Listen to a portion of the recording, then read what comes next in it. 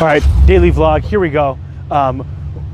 Started the day out in Stevens Point, had a meeting with the business development director of the local Chamber of Commerce there in business development. It's called Portage County Business Council. So I had a good conversation with her about value of being a member, and was able to get a feel of what I can be doing to get involved, to start networking. And so I find myself personally, I like chambers of commerces. They do have some young professional groups. Unfortunately, I'm aging out of a lot of those. And they have a tendency to be a little social. In our neck of the woods, sometimes they can be a little bit heavy on the drinking side, but great way to be able to just network with other professionals. At the same time, if you're looking for young, up and coming talent, it's a great place to be able to go and connect with people.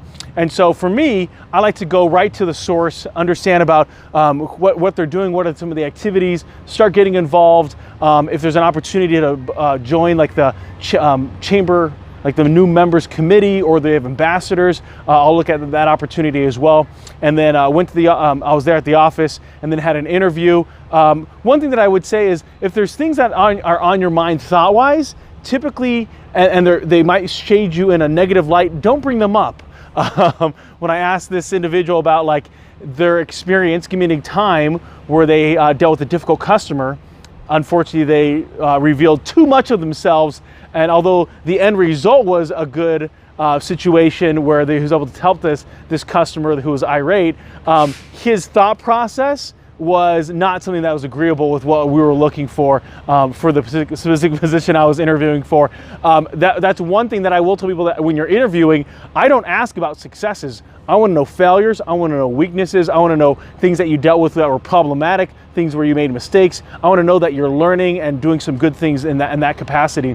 And then after that, just pounded the phone, reaching out to previous people that maybe haven't been assigned yet. And so we're looking for bodies, people, well, not just bodies, we're looking for people with specific skill sets, specific work ethic. That's what we're matching up with employees. And then the next step was, or the next thing that I ended up coming up here, and then driving the team out here to Abbyland to be able to hit their, to go to their shift. And then it's starting to rain. You can see some of the dark clouds out here behind me. And so I put some Rain-X on the car. I know it's a rental car, but I just feel safer when I have the Rain-X on it, and it's doing well. And then, so I'll grab a drink in here, and then we'll be back on the road, pounding out the phone again, making some phone calls, and then we'll come get this team at around 10:45, 11 o'clock tonight, and be home right 1 in the morning. So hope you're all doing well and enjoying yourselves. Strums out. Hey there, everybody. End of the day, just update the vlog. Got back in here to the office, had a few conversations, one with the other district manager. He'd come up, was working with the sales team. And so one of the great feedbacks here, when you're looking at working in an organization where it's a little bit smaller and you have the ability to wear multiple hats, for me, I find it's better to be able to add more value, look at ways that I can volunteer more of my time. And yes, is the income directly translate to giving more? But I even have a Chinese fortune. It says, the man who does more than he is paid for will soon be paid for more than he does. And I think that's so true. A lot of times people, they don't want to say yes to more responsibility because they want the income first. Do the work first and the income will follow.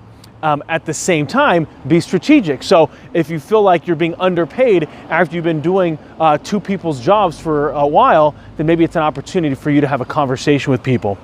The next is, so after talking with Marcus, he's another district team leader, and he's working with our business development partners and helping them make more sales, making sure that they're a little bit more strategic in their time, also making sure they're putting forth the right activity, which reminds me of the book, Chop Wood, Carry Water, that if you want to get to your goals and results, don't get so focused on the results, get focused on the activity that you're doing. So for us, it's about it's a high touch business. It's reaching out to those professionals and letting them know that you're there, and how can we help you, director of HR, VP of operations, or CEO. Let us be serving you and your employees.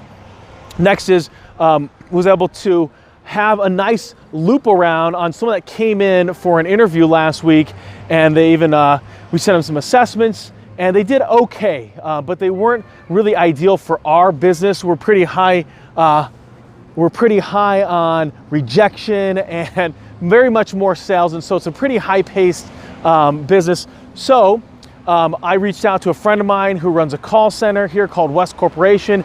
She reached out to her and I said, hey, I think she'd be a great fit, and she got hired. So it doesn't always have to be about you and what you want. We can help people and just help them get to where they want to go.